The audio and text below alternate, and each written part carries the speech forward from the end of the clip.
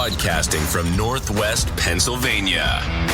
You're listening to the Gen Extra Podcast, a show about Generation X, movies, technology, weird news, and anything else they feel like. Join them every Monday morning. Now, here's your hosts, Dave and Joe.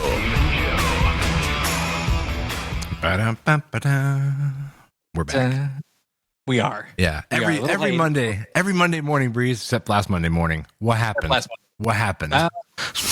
Life happened, you know? Yeah, what'd you do? What were you doing? I don't know. What was I doing last week? I don't even remember. Oh, I was on vacation. Yeah. I was on vacation in Columbus. We went down to Columbus to the Science Center down there, which was a lot of fun. They have something called COSI, and it's their local science center and natural history museum. It's pretty cool. It had been recommended. A lot of people in my part of town in Cleveland had taken field trips to COSI as kids. And it was honestly pretty cool. They have a lot of really, really large scale exhibits. A lot of science centers. I don't know how recently you've been to one, but the Cleveland Science Center is cool. But it has. It's been a while since we've been to a science center. Right. We've been to the. You know? Yeah, we did the Carnegie. I don't know what it's called now. I think they changed the name of it, but did they? Yeah, I think so. It's something weird now. I think. I always like Google that. Yeah, the Carnegie Science Center. Yeah, is it still the Carnegie Science Center? You should Google it because I don't know. Oh, okay. Well, I can check into that. So this is COSI. They had a small submersible, almost like a 2-man submersible that you could get inside of, which was like an interior exhibit, and they had it kind of in like a moon pool kind of size thing, so you could get into it. It was kind of cool. It was fun. I didn't get into it. It was like a long line, but my kid did. It was a good time. But they also had this awesome counterweight exhibit outside, where you could pull on ropes at varying points of this long arm and the other side of this pendulum arm. And we're talking a long arm. We're talking 40 feet I-beam, right? And then the other end of it is a counterweight, which is like a Honda Civic on the other end of it. So it was a challenge to see how many people at which points on the lever it would take to counterbalance and lift up a Honda Civic. Oh, it's kind of fun. It was kind of fun. It was good little things like that, but the whole place was pretty cool. You know, it was a good time. It was well laid out. Columbus is a pretty interesting area. It's cool. We ate some pretty good food. We went to a really cool. What was it called? I think it was called the Slurping Turtle.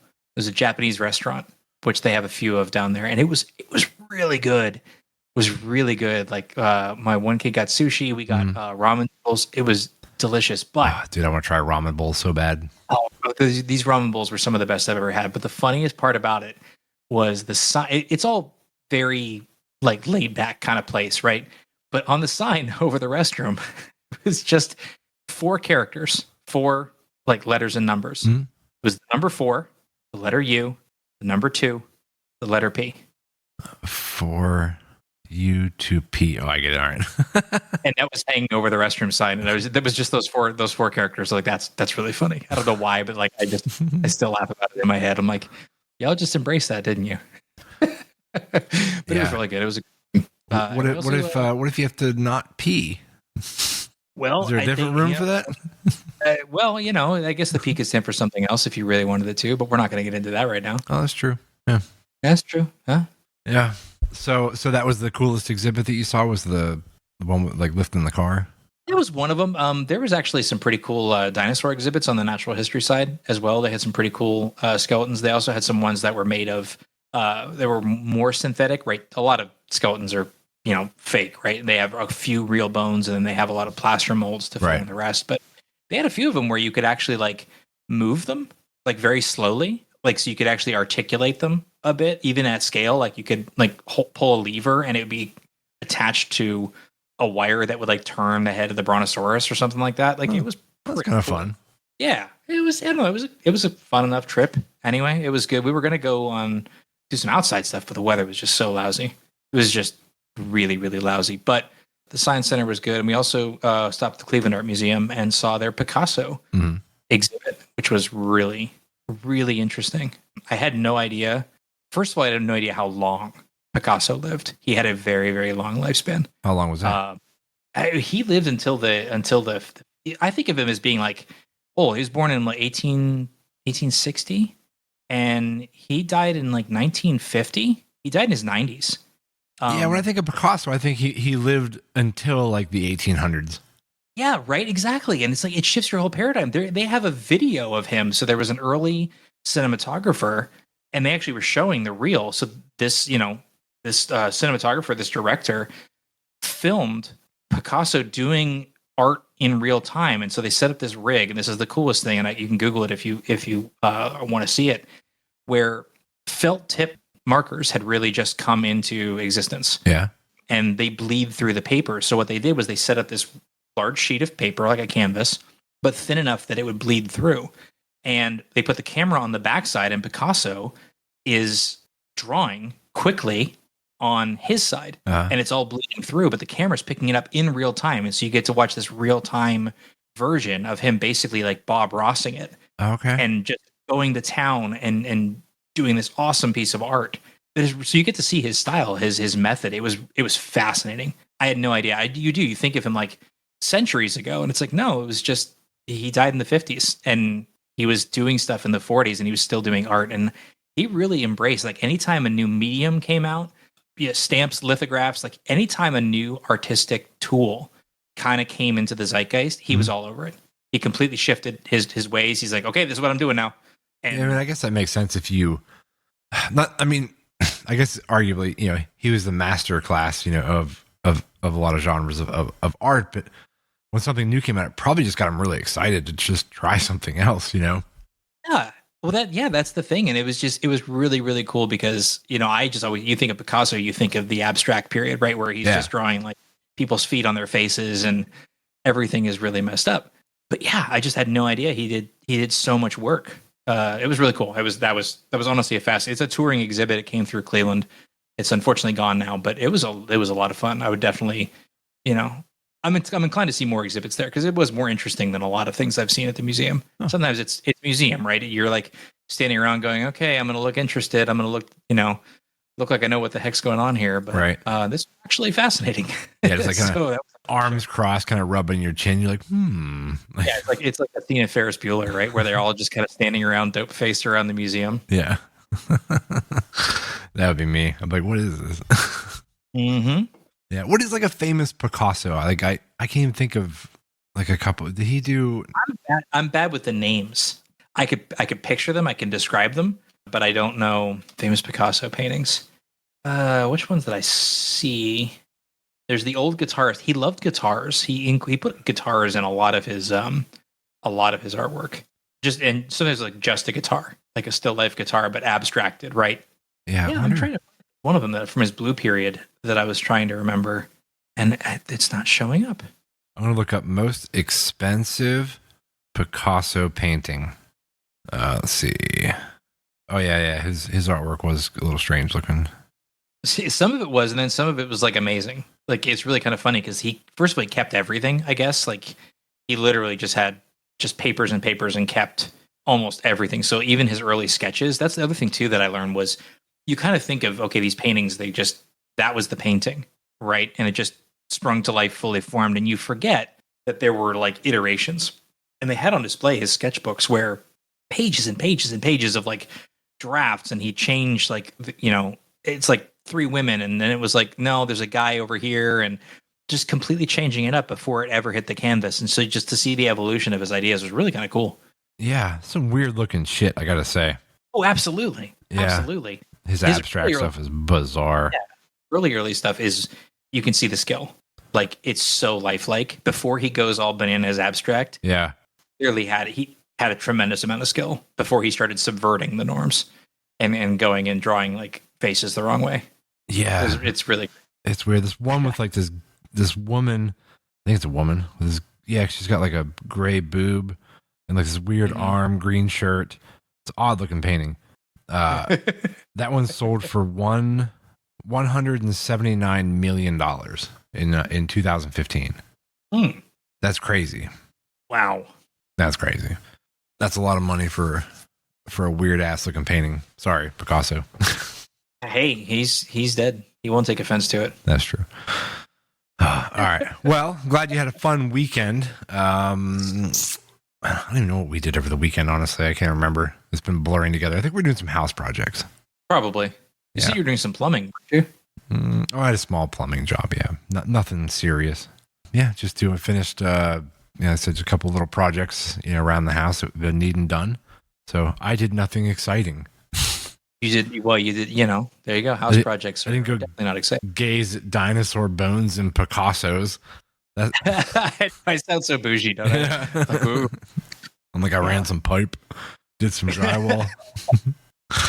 Oh man! All right, well, let's see what we're doing this show. Actually, we'll touch on a couple national days. Nothing too exciting there, like you said. Few weird news stories, a couple movie reviews, and I want to talk about the Pyramid of Giza and the new discovery. I'm very curious about this. I haven't read into it yet. I haven't peeked at the board, so I want to see about that. Well, as we talk about it, I'll have you pull it up so you can look at it. So, all right, well, let's see what is happening. We need like a national. We do it every week. Like, I love the national days thing, so we need like a jingle or something.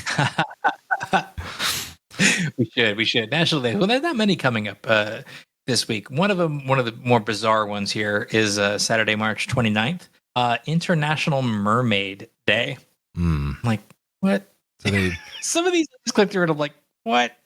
Apparently, this is kind of started around you're supposed to be cleaning up the beaches.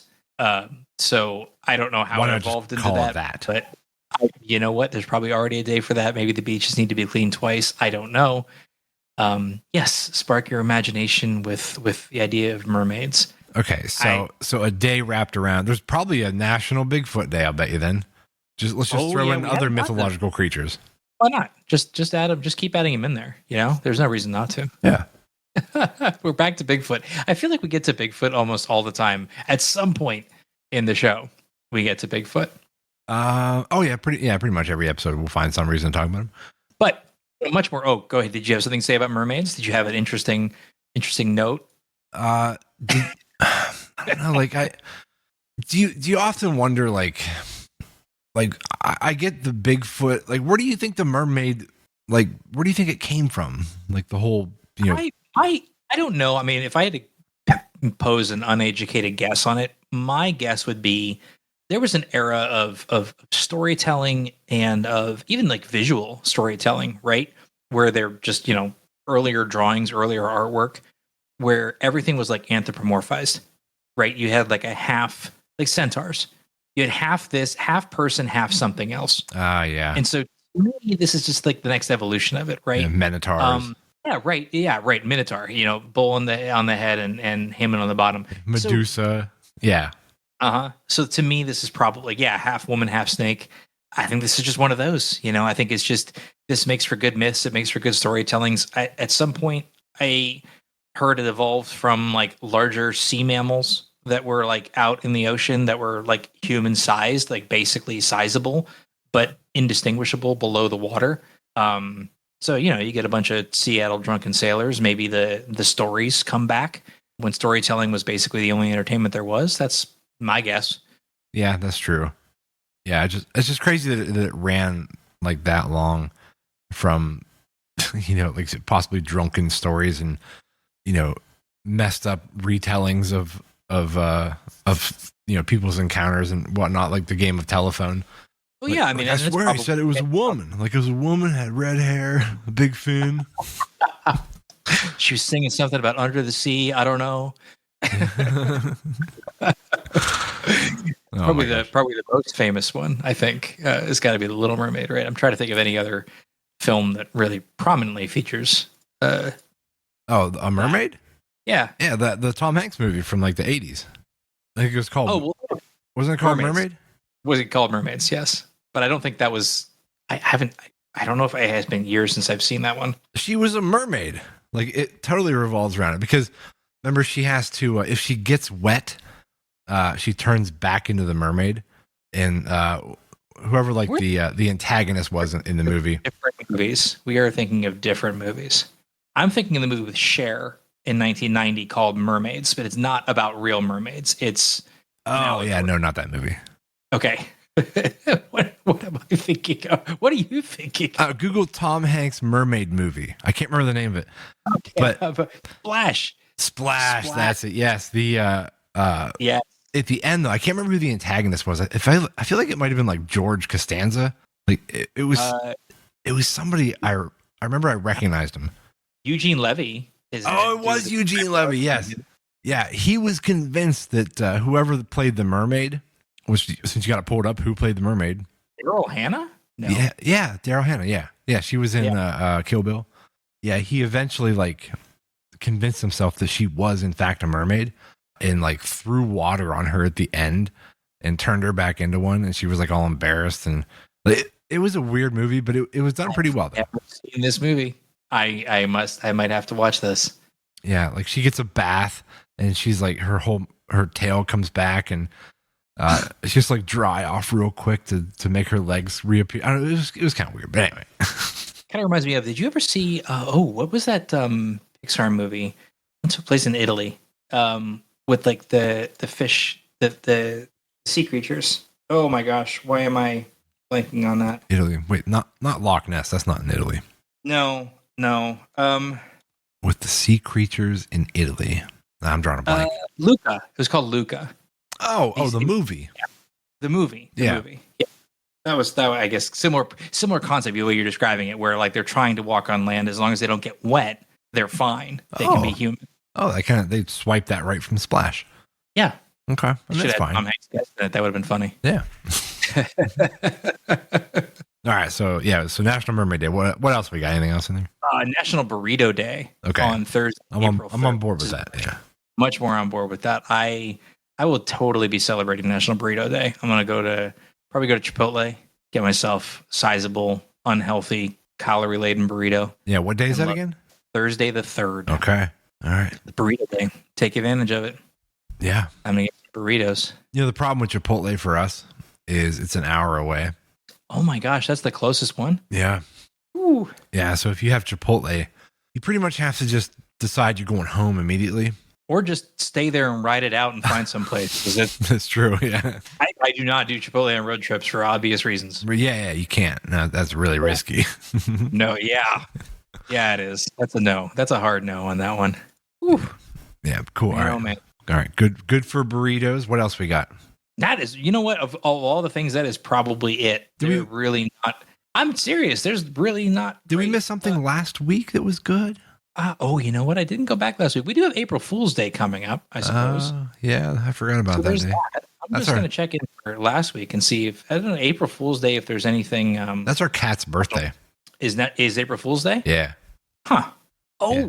Cat news. My cat had all of her teeth pulled. All of her teeth? All of her teeth. Yeah. Wow. She went in for dental work, and they're all terrible. We're going to have to do. It scared me because we're going to do a full mouth extraction. And I'm like, what's that mean? That sounds awful. It just means they take all the teeth out. All of her teeth. All of them. So she's just gums now. She's toothless. Yes. Does in she fact, call her toothless from now on? Okay. Does she get like cat dentures? Is that a thing? No. Apparently they are fully. They're fine. They can adapt, which blew my mind. I actually. The vet was very reassuring. He's like, I've actually done this on 2 of my own cats. They're okay. I would assume then they eat soft food, like canned food, right? You know what? That's funny too. Only for the first couple of weeks. Then they can gum, like crunch the hard food with their gums. How? I don't know. Very robust jaws, I suppose. Oh wow. Yeah. Okay. I was shocked because I was worried. I'm like, oh my gosh, what's my cat's quality of life going to be? You rip all her teeth out. I'm like, no, she'll be fine in a couple of weeks. I'm like, you're kidding. He's like, no, I've done this so many times. I have 2 cats at home. They have all their teeth missing. They're fine. I feed them dry kibble. I'm like, okay. And I will say she's fine. That's like so she strange. was doped up to hell, which was really funny. The first 48 hours were really funny because she was high as a kite. Yeah. Like pupil dilated, and she was just like dazed and like sliding across the floor. I felt bad, but it was hilariously funny. I was like, you are so high, kitty. But yeah, it was amusing. It was amusing. But yeah, she's fine. But it was just weird. And so it's a little bit weird now that can't the wet food. Do you feed your cat dry food or wet food? Dry food. Yeah. The wet food, A, it's expensive. B, it smells bad. It does. It stinks. It does. It really does. Our cat's really weird. Like when we pour him out his food, he picks out all the big pieces and he will literally leave every single little piece that's in the food, like in the bowl. He won't eat it. He doesn't like the That's little funny. pieces. Wow, that's a snooty cat. He is. He Like, is. no, thank you. Not good enough for me. Yeah, he's an odd kitty. But anyway. Well, I live with what, 3 or 4 dogs, so you know. Yeah, 4 dogs and a cat. We're crazy.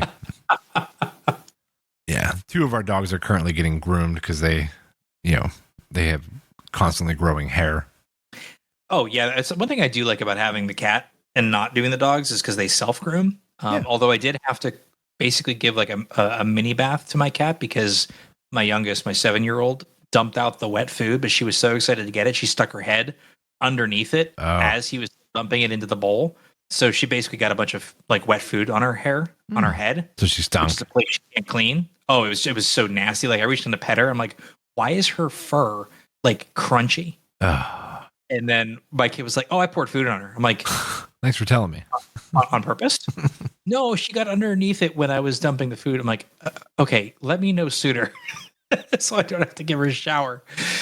She was not pleased with the little mini bath, but it was so gross. Yeah. All right. Well, does that wrap up National Day? Is that everything for last week? It was cool. The World Math Day on March 26th that we missed last year. I don't know if you. It's not terribly interesting. World Math Day. World Math Day. Although you can tell it's British because they say it's World Maths Day. Oh, with an S. All right. Yeah, which I don't know. It always sounds weird to me when they say it. Like, oh, I'm really bad at maths. I'm like stop that. To me, math is plural on its own. You don't need the S, but one of those differences there. Yeah. But yeah, I don't miss having to learn math. I learned a lot of it in college, and I don't miss it. I mean, I still use it, but to a lesser degree. But man, once you get into the advanced mathematics, it gets really frustrating to me. So I'm glad to be out of the educational sphere on that one. Yeah, I know enough math. Yeah, right. I can do my taxes. I'm good.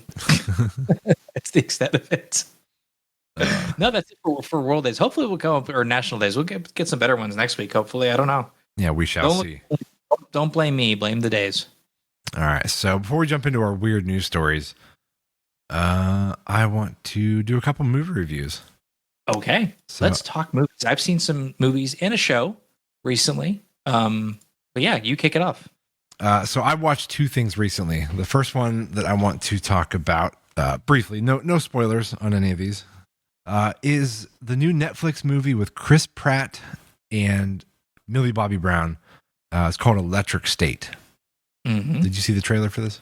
I did, and it has, from what I've seen, it is getting slashed on Rotten Tomatoes. It's not doing great. I really wanted to see it, mainly because I figured it was going to be a train wreck, and usually you get to watch the train wreck movies before I do, and this is no exception because you got to it before I did. Yeah, so do give us a nice review. Actually, do you want to do the 3-word review first? I'll give you the 3-word review at the end. Okay. So it was late one evening and I couldn't find anything to watch. So I pulled up Netflix and I'm like, oh, what's this? And I saw there was robots and 2 actors I recognized. I'm like, all right, let's try it. So I threw it on, started playing it. And I usually have this rule, like it's like my 15-minute rule with a movie. If I am not into it within 15 minutes, I'm done. I just tap out. I leave. So it made it past 15 minutes and I was still going. I'm like, oh, okay. I'm like, I am interested in this. So without giving too much away, the basics of the movie were it's loosely based in the future. Robots were like walking, talking robots, but not the kind that you're thinking of like iRobot. They're like goofy ass looking robots. Like they're not like humanoids. They're more like Chuck E. Cheese animatronics. Kind of, yeah. Like Five Nights at Freddy's looking robots. Like they're weird looking. Okay. But it was so all the robots sort of kind of a robot trope. Like they kind of turned against humans, and there was like this uprising of robots against people. So they banished all the robots into like this desert. Like they just all go there. Like robots are illegal. Okay. But there was like a couple of them that I don't want to talk too much about it because I don't want to give too much away. But anyway, let me just say this. without diving any more into the plot, just my thoughts on the movie. It was worth the watch. I would recommend watching it once. It was fun. Chris Pratt's robot was hilarious. Okay. He is a human. He has a robot friend, or he is the robot. No. He's got a robot buddy, and the special effects, the CGI on the robots was top notch. It was fantastic. It was not cheesy whatsoever. And the acting, the story was actually really good. I don't know why it's getting beat so bad. Like what the whole movie revolved around was, I will say, a little bit weird-ish, but it wasn't terrible. It wasn't bad. I would definitely say, Breeze, check it out. You'll enjoy it once. You may not watch it again, but you'll find. Well, I mean, we've already got the service. Like, it's not like you're paying, the $9-10 to go see it at the theater. Right, so. you're just giving up 2 hours. So it's worth a watch. I can give up 2 hours. I waste 2 hours on stupider crap than that. So, I mean, I do this show every week. I'm kidding. That's true. That's true. You waste an hour every week doing this. Oh gosh. Yeah. Okay. All right. So okay, I'll check it out. It is on my list. It's at the top of my watch list on Netflix. But it's gotten pushed out because we have been watching some other things. So I watched Sonic 3 with the family. Yeah. How was that? Sonic. Good. Honestly, not. So I don't know if you've seen the Sonic movies. No. They have some charm. They have some charm to them. James Marsden is in them. Cyclops is in them. He's funny enough. The bits are funny. Jim Carrey is actually very good as the villain, as Dr. Robotnik. They're good. The first one's good. The second one's actually pretty decent too. Without spoiling, the second one kind of introduces. So there's two human protagonists in there that are friends with Sonic. Mm-hmm. And I forget, it's James Marsden and his wife, and I forget his wife's name. James Marsden's sister-in-law in this movie. So they introduce the wife's sister, and they feature her a little bit in the first one. So she's aware of Sonic, and she gets kind of caught up in the fact that Sonic is around and causing all these problems. But they really highlight her in the second movie. And she has a moment in the second movie that I still kind of like. Do you remember those things in a movie where you kind of replay them in your head and just give yourself a chuckle? Like scenes in movies that you really enjoy, and you kind of just summon them up and just like, yeah, I remember that part of the movie. It's one of my favorite parts. There's one of those in Sonic 2 that just makes me laugh my butt off every time. And it's all featuring that sister-in-law. And she just loses her shit in the funniest way possible. Okay. This is Sonic 2. Sonic 2. Sonic 3 leans a little too heavy into the goofy slapstick. It's still not bad. It's okay. Keanu Reeves voices Shadow the Hedgehog. Okay. Not bad. It's it almost harkens back to when Keanu was about as stiff as a board with his acting. Unfortunately, he kind of has that. I really liked him as like Duke Kaboom in Toy Story 4 because he was so over the top. Yeah. But as a broody, angsty hedgehog, he goes back to that very wooden delivery style. So that was kind of like John Wick almost. Like yes, but without the badassery that John Wick movies have, right? Because John Wick is good because it's a good action movie on top of everything else. So there's something on display there. But you've just got a CGI hedgehog. So there's nothing to add to that delivery. It's a very stiff delivery. So it feels very flat. But it wasn't terrible. Again, worth a watch, but that one I had to rent. But it was like $3 on Amazon. So I can fork out $3 for that. But it's fine. It was fine. Yeah. But I liked it a bit better than the next movie that we're going to talk about. Oddly enough. Oh wait, you liked it more than the next movie we're going to talk about? I did. Oh, okay. All right. Than the next movie we're going to talk about, which is weird. Okay. Well, the next movie we're going to talk about was one I was very excited to see. Yeah. I absolutely loved the first one. Saw it numerous times. Oh, absolutely. Talking about Moana 2. Mm-hmm. Yes. Finally watched it. Showed up on Disney like last week. Yep. And we finally sat down and saw it. And we saw it. And we saw it. Yeah. I wanted to. So we jokingly called it Moana 2: The Quest for More Money. That sounds about right. I'm gonna give credit to my wife for that one. Yes. Because that's what it feels like. I mean, look, it is hard.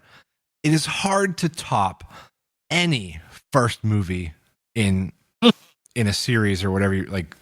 But man, Mhm. All right, let's just start with a couple. I want to start with the visuals, and then we'll kind of talk a little bit about the story. All right. So visually, shortly into the movie, my wife started kind of looking at it funny, and she's like, "Something looks off," and I'm like, "Does it?" And like 5 minutes later, I'm like, "Something does look off." I'm like, "It's starting to look a little. It's weird," and I feel like when you make a movie, especially animated, and then you make a sequel, you should have to keep whatever the engine was you used for the CGI generated animation, the style, the textures, everything should be pretty much the same, unless it's been so long that it looks like super dated. But the first Moana does not. Toy Story is a good example of that, right? Toy Story 1 was absolutely a masterpiece. They obviously continued to progress the animation style for the remainder of the Toy Stories. If you watch the Toy Stories in reverse order, it's jarring because you're going back to that janky first fully CG movie. Yeah. Yeah, which that's fine. Like they were heading in the right direction with their animation. They were. Right. Yeah, none of those movies I looked at and thought, "Oh, this looks worse than the original." Correct. Yeah. Moana 2, in my opinion, visually looked worse than the original did.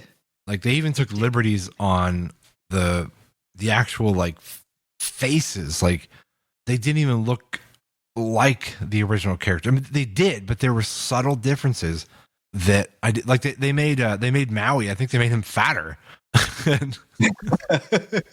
It's certainly. I didn't actually put my finger on it. I had the same realization where I'm like, this looks weird. Think this looks different, but I just assumed they were cutting corners on the animation, and maybe that's all it was. Like it's like the equivalent of like something you would see on network television, like an animated cartoon. Yeah, like it didn't have that Hollywood, look. It looked cheap. Let's talk about the story. What story? The story, man. Didn't have much of a story. The story sucked. I don't know. It wasn't the best story. It kept us in it, like, kind of. It was a very, very poorly written story. It felt rudderless, right? It felt aimless. It did. Like it was, which is ironic for a movie about seafaring. But it was, it was going in one direction, and then they turned it into like a buddy team up, like almost like a, it was almost like a Captain Planet kind of thing, right? Right? Like, oh, you're good at this, you're good at that. I could have done without any of that, dude. I did not want any of that. That was dumb. Like the old guy. They trashed everything that made the first one charming and powerful, because you had an arc, right? You had a defined arc of one, maybe two characters. There was no arc here. There was no journey. There was no discovery. You were literally fed the plot points as it goes along. And like, basically that one dude I'm just going to call him Exposition Guy. Mm-hmm. You know who I'm talking about. Yeah. They basically made Exposition Guy. Uh-huh. And I'm like, really? We are just going to bring in Exposition Guy here, and he is on the crew. He's just going to tell us what's happening, why it's happening. Yes, the Exposition Guy, absolutely. And then the grumpy old guy, and you made him a full-fledged character. That's a cameo at best. That is not.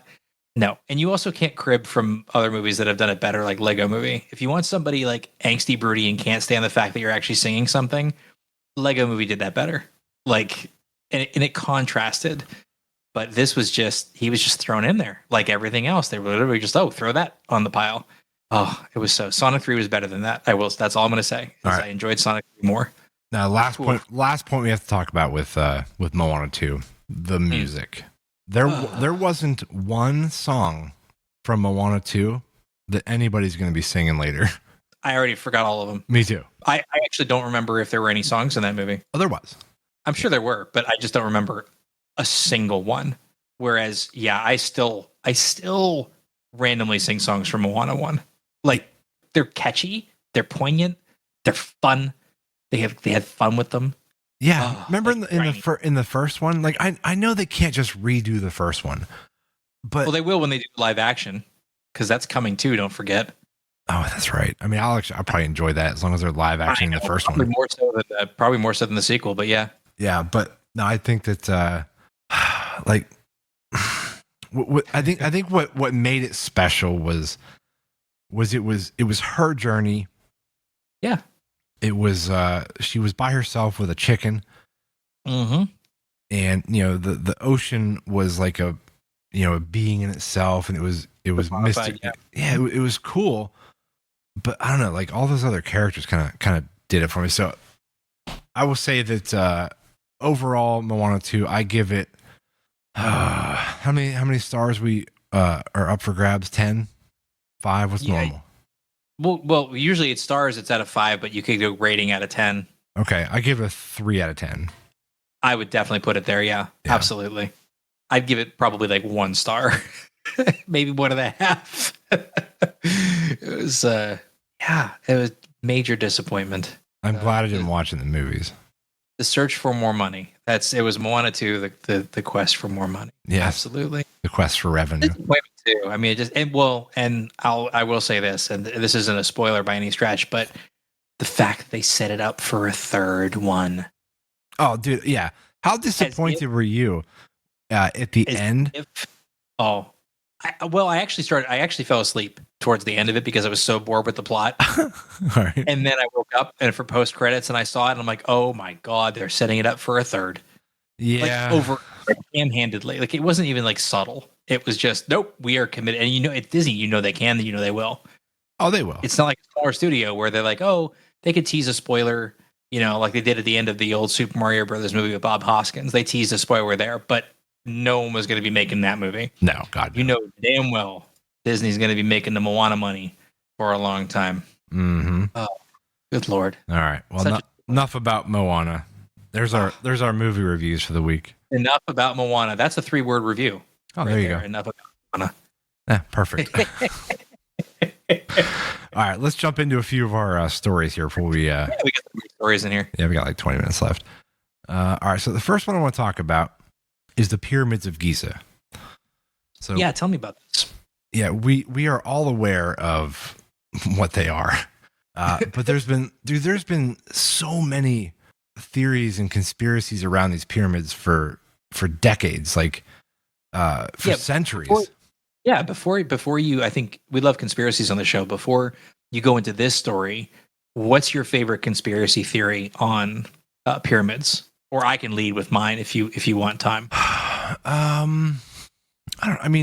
I've always been sort of convinced, like just from stuff I've watched about like ancient Egypt and stuff like that. I didn't form this opinion from my own personal research, but just from what I've seen on shows. Normal Egyptian stuff that they've built out of stone and had like the Egyptian hieroglyphics or whatever you call it all over everything. The sheer lack of any hieroglyphics in or on the pyramids always kind of like raised an eyebrow for me, that I'm like, what? Like if they put this much effort into telling their stories on all of their stuff they build, why is it something as magnificent and grand as the pyramids? Did they not touch anything like with hieroglyphics? That is interesting. I never thought of it that way. That's fascinating. I'm glad I asked you because that's really cool. Yeah, so I always had this this feeling like they've got to be. I feel like the Egyptians found the pyramids, like they were already there. Like that was always my kind of theory, like my personal theory. So that one I kind of agree with. That's the fact that they predated the I never really thought or really even heard of the hieroglyph support of that theory. But that's also one of my favorites, is that they actually predated the Egyptians and that they were just already there. And I find that really fascinating. There's the whole, aliens built them, which is always amazing. But I do like Stargate. The Stargate theory is cool. That I love that one. The fact that it's like a landing pod for a spaceship. Spoiler alert for a movie that's 30 years old. Love that. I love that theory. I love that concept. That they use them as warp points between two worlds, and that was just like where they triangulated their ships. Like that's pretty cool. Yeah. Yeah. And all the mathematics of it, I can't remember all of them, but there's certain ones, obviously, like it faces a true, north, south, east, west. Like then there's like certain measurements. Like if you measure from, the top straight down one of the edges, like it equals something like the circumference of the earth or something like, I don't remember, but there's a lot of weird math that takes place in these things. It could be coincidence, but there's like multiple things that add up, which kind of takes the coincidence out of it. Yeah, the precision and the scale of something that's that old is just mind blowing. And this, you could say the same thing as Stonehenge too, right? Then no one even knows who built Stonehenge or no one even theorizes on it. Right. But and the geology behind it was that Stonehenge, the stones there aren't actually from where Stonehenge is. Well, neither is the pyramids of Giza. They come from a quarry like hundreds of miles away. Yeah, and that's like, so you not only you're building something of scale that would be a challenge with today's technology, right? Mm-hmm. That's a huge. They're big. They're huge. They're hundreds and thousands of tons. Like they're massive stones that are like lifted into perfect precision. Like it's really bizarre. It really is. Like it's fascinating. Yeah. And that's why I actually, again, where I stand on Bigfoot. We've talked about that, but those things, that's fascinating because that's like you're proving things that are really, really challenging to get your head around. How did you get the stones moved that far? That far and up that high. And up that high. And then put in place. At that time, right? They know how old they are relatively, right? Well, they've theorized that there's they've tried to explain it away with like rolling on logs. Yeah. And people are like, no, these things are so big. Like they've reached a size that no matter what logs you stick under it, they're either going to just smush into the ground or they're going to absolutely like destroy the logs. Like they didn't roll them on logs. But a lot of people think that there is, there is a technology, or there was a technology that existed all those years ago, like 12, 15,000 years ago when they're thinking maybe these were built now, or even older, that if you tried to explain the computers that we have now and internet and jumbo passenger jets to somebody from, 300 years ago, even like 200. Yeah. Right. Pretty recently. Yeah. Like not that far away. It would be really difficult to explain it and have people really kind of understand what you're even talking about. So a technology that perhaps was lost due to, a big, massive event on Earth and, humans were potentially almost decimated and, we had to rebuild our own, species and civilization. And that technology is gone. Like it never came back. It doesn't exist anywhere. Huh. That's people's theories. Interesting. Yeah. But so now I got to get into what they just recently discovered. Mm-hmm. So with the use of some new like LiDAR radar system that they have. Yeah. They have, have you looked it up yet? Did you see what they found? No, because you didn't put the link in the. Oh, you can Google it. It's everywhere. Okay. Right. They have discovered that there are 8 cylinders, like massive cylinders. Like I think they said they're like, I don't know, like 30 feet or something, like 30 feet wide. Like columns? Like huge columns. Yeah, these huge cylindrical columns that go like hundreds of meters underground, straight down, and they land on top of these like 40 or 50 by 50, or no, I'm sorry. I believe they are 80 yards by 80 yards. These massive like footings, these big giant square stones that these pillars sit on underneath the pyramids. I'm looking at the drawings, the diagrams. And around these cylinders is like a big coil structure of something that coils right all the way down to the ground. What the hell is that? Oh, that's awesome. Isn't it weird? Dude, this is I'm getting chills looking at this. This is fascinating. It opens up so many more theories. People are going to be on this for years trying to figure this out. In the next 20 years of science for this field. I just want to quote this. Researchers believe there are other structures reaching more than 4,000 feet below the surface. Yeah. Wow. Yeah. And I think the structures they're thinking of are like rooms. Like you can get down to these things. Like who's going to go down there? Why would you build the pillars? Like, right. What's in these pillars? Is it like a spiral staircase? What is it? Like I can't wait till this unfolds more. They keep finding more shit out about this. But what would it be? Like why would they do that? How would they do that for one thing? But yeah, it's just okay. So I will say, I used to laugh and chuckle at the idea of aliens building the pyramids. I did too, until right now. Like I'm kind of like man, like that. Maybe they're onto something because that is pretty wild stuff. Yeah, if you haven't seen this, if you're listening, Google it, just check it out, YouTube it. It's really interesting. This is worth a look. This is worth several looks. This is absolutely mind blowing. Oh my gosh! Again, like I don't know if they're going to find answers. I don't know if they're going to have a definitive. This is why this was built, because I feel like it was it was structured with a purpose that we don't even know what it means. That'd be like if somebody, again, like let's say humans were eradicated, 99% of us. Fast forward like 2,000 years from now, okay? Yeah. Somebody finds a computer board, like a motherboard laying around somewhere in 2000 years, and like what the hell is this? They would have zero clue. It's true. What this thing was. It's so old that we don't really have the context for it. I agree. Yeah, because technology evolves the way technology evolves. In 2,000 years from now, if something were to happen to all of us, that technology would be totally different than what we know now.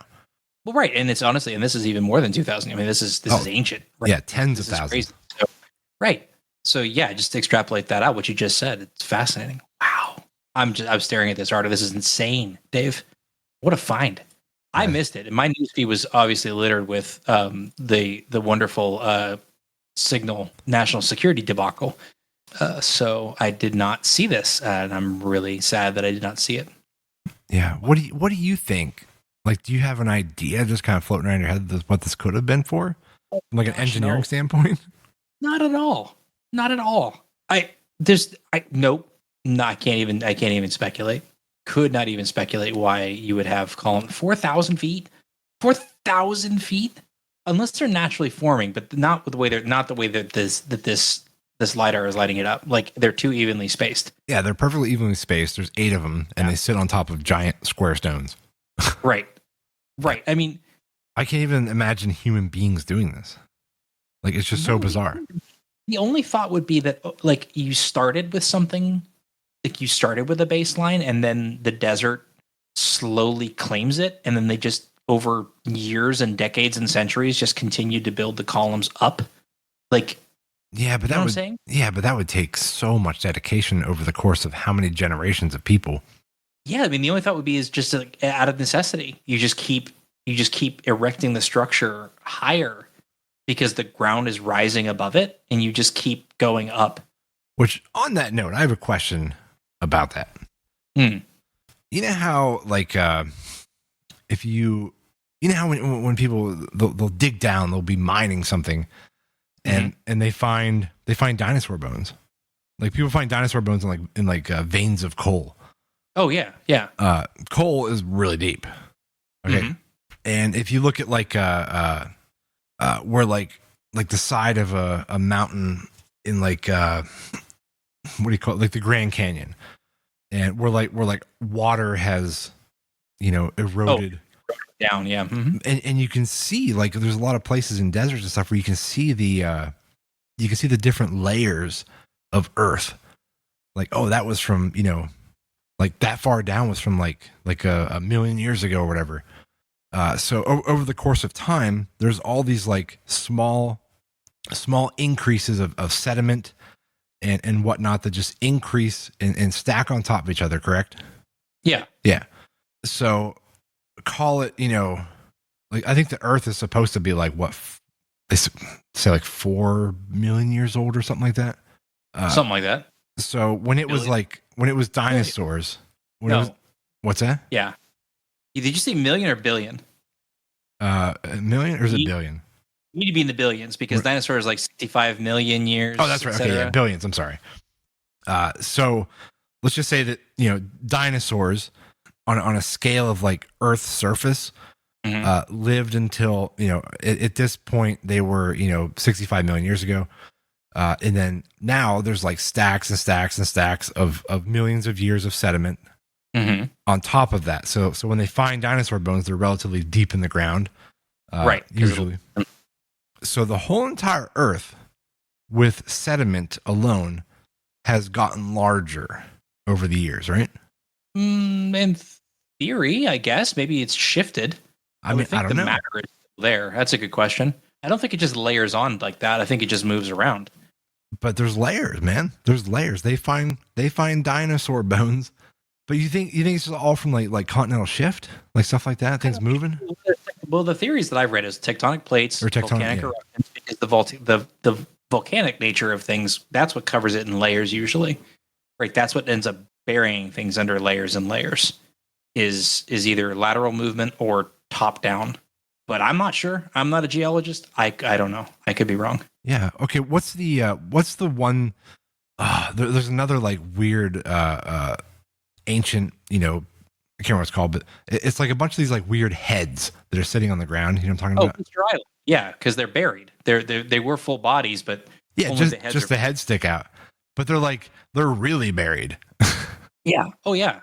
Yeah, and a lot of theories originally were, well, that's just sediment. Over the course of whatever, how many years they've been there, that's the sediment that has buried them up to their necks. Mm-hmm. Like that just seems like a lot of sediment. I guess it depends on how long. Exactly. Yeah, like, that's why they think that they are wildly older than they were originally. Yeah, because of how much there is, right? Exactly. Well, maybe that's the case with the pyramids. Maybe that's why there's no hieroglyphs there. Maybe they're that old. Yeah, that's my only theory is. I mean, it is the desert, right? So, like, I don't know. Like, can the desert claim that much? Do they maybe just build it up over time? But it didn't used to be desert. That's true. I guess not always. It was like lush jungle. Maybe they're a bunch of evenly spaced petrified trees.